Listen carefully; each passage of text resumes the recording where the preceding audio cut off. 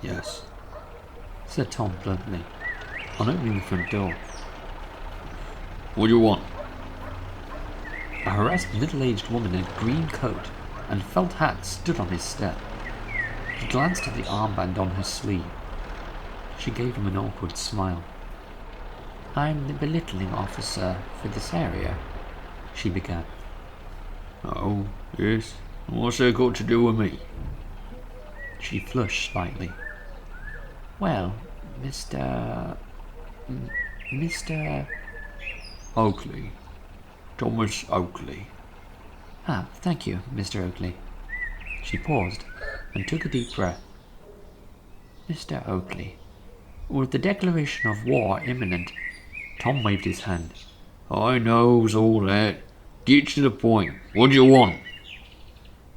He noticed a small boy at her side.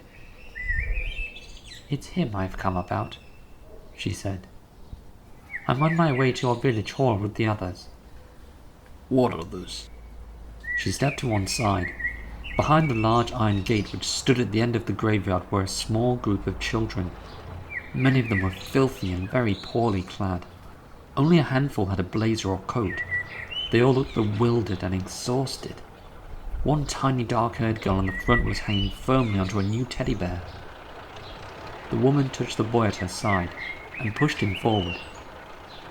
There's no need to tell me, said Tom. It's obligatory and it's for the war effort. You are entitled to choose your child, I know, began the woman apologetically. Tom gave a snort. But, she continued, his mother wants him to be with someone who's religious or near a church. She was quite adamant. Said she would only let him be evacuated if he was. Was what? Asked Tom impatiently.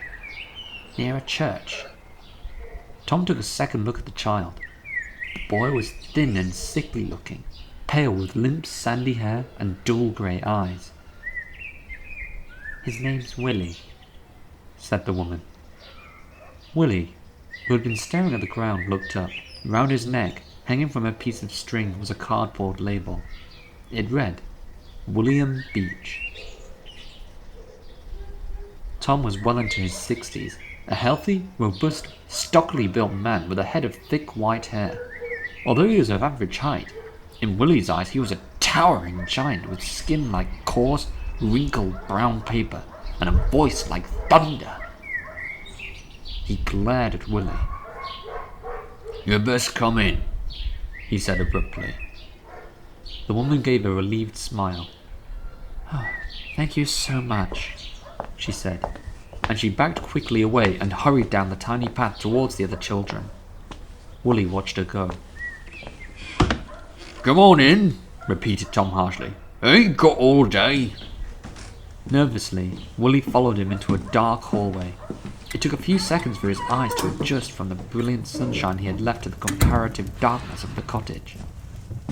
He could just make out the shapes of a few coats hanging on some wooden pegs, and 2 pairs of boots standing below. "Suppose you best know where to put your things," muttered Tom, looking up at the coat rack and then down at Willie. He scratched his head. Bit high for you.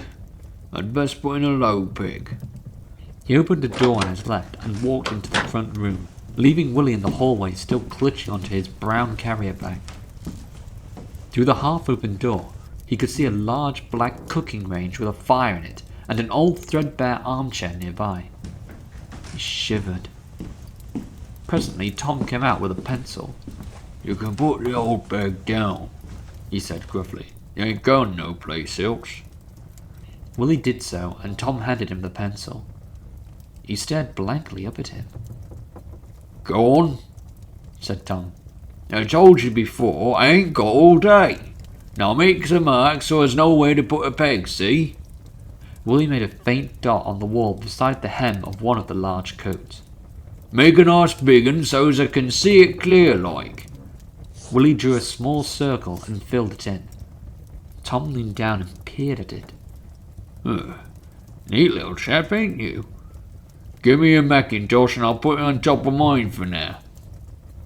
With shaking fingers, Willie undid his belt and buttons, peeled off the mackintosh, and held it in his arms. Tom took it from him and hung it on top of his great coat.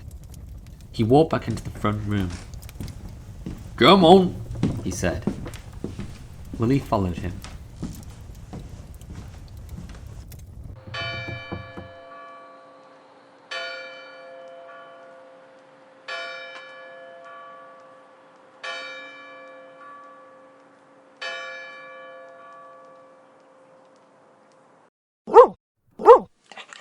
Sammy, meanwhile, was standing impatiently at Tom's side, wagging his tail in lunatic fashion.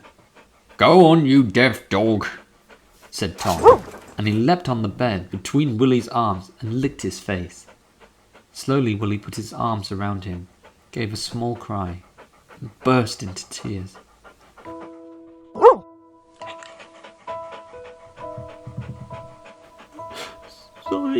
Sorry, mister," he blurted out, and he buried his head into the dog's fur. Tom sat on the edge of the bed until the crying had subsided a little. "Here," he said, handing him a large white handkerchief. "Have a blow in there." Willie looked up shamefacedly. I'm grateful, mister. Honest, I'm happy. I'm really happy."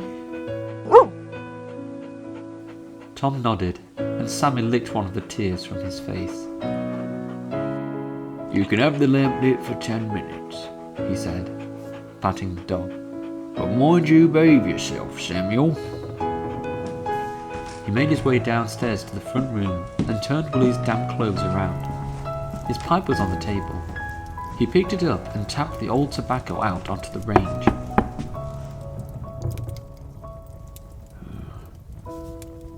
"Best not get fond of the boy, Thomas," he muttered to himself.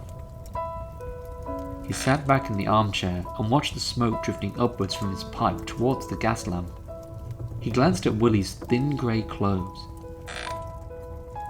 "Suppose another pair of socks and one of them balaclava things wouldn't come amiss," he thought, sinking into a quiet reverie of jerseys and boots.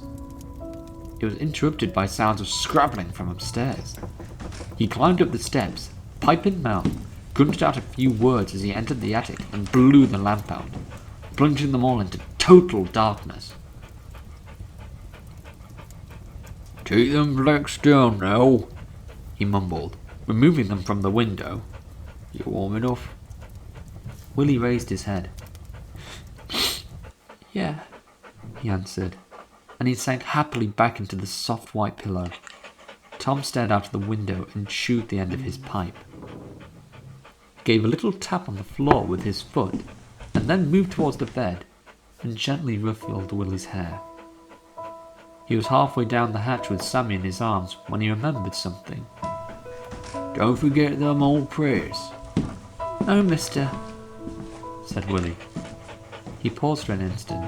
"And best you'd call me Tom. Good night, and God bless." And with that he descended from view, closing the trapdoor behind him. "Good night, Mr. Tom," Willie whispered. He listened to the door downstairs close and slipped out of bed to look through the window. A dark cloud floated across the moon. The sky thundered, followed quickly by a crack of lightning that lit up the whole sky. "Not much use, these blackouts," Tom had said earlier in the evening. Still, it was fine, thought Willie, standing in the moonlight. He could just make out the 2 rows of cottages and the fields beyond them. A dog howled in the distance. Underneath the attic, Tom sat in his armchair with Sammy collapsed across his feet. He held a large black wooden paint box on his lap. He raised the lid, gazed for an instant at the contents, and quietly blew away the dust from the tops of the brightly coloured pots.